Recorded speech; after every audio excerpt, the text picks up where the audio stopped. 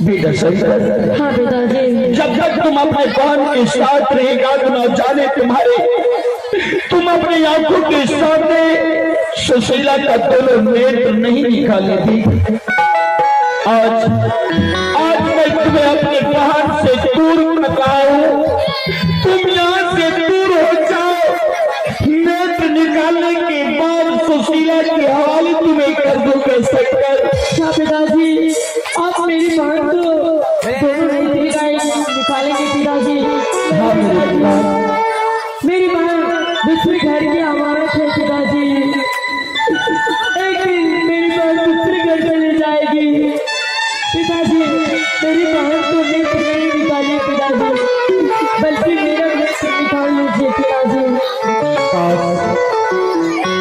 काश शंकर, उस बिजली पंचारन में तुम्हारा दोनों नेत्र मांगता तो मैं आज सुशीला का दोनों नेत्र नहीं अपने हाथों से निकालता, बल्कि तुम्हारा नेत्र मैं अपने हाथों से निकालता। आज धर्मचारी ने तुम्हारा नहीं बल्कि सुशीला का दोनों नेत्र मुझसे मांगा है।